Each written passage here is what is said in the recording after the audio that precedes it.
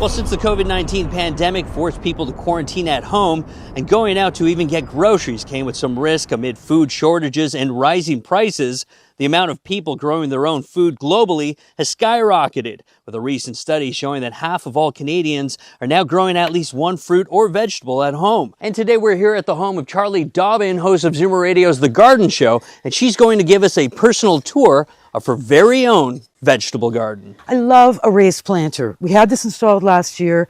It's so easy to garden when I can sit on the edge, I can pull the odd weed, I can harvest, I can plant. You can't really see it, so sunny out here, but these are little carrot seedlings just coming up.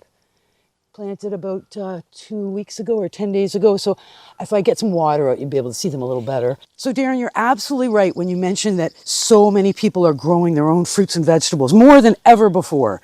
And I think there's some good reasons for that. We've got the time. Often we have some space. I mean, even my daughter in an apartment in downtown Toronto has, pots and pots of edibles on her balcony.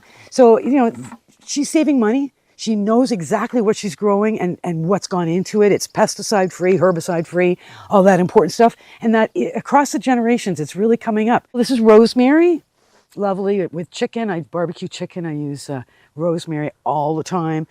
Kale. Okay, very nutritious. Love purple kale. Last year I planted 3 kale plants. We couldn't get through one. So this year I planted 1 kale plant.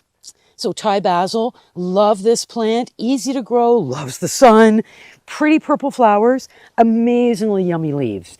And of course, a simple stir fry, chop up some leaves when the stir fry is all done, throw them in, stir it once or twice, and the aroma is to die for. This is a tomato I've never grown before. It's called topsy-turvy. So you can see how it's growing almost like a waterfall. What kind of thought do you put into your vegetable garden? Like, are you strictly looking for unique things? Do you try and do something different every year, or you have certain favorites that you always bring back? Well, I think we all have certain favorites that we love, so we tend to keep doing them or planting them. Tomatoes, I'm always willing to try new tomatoes.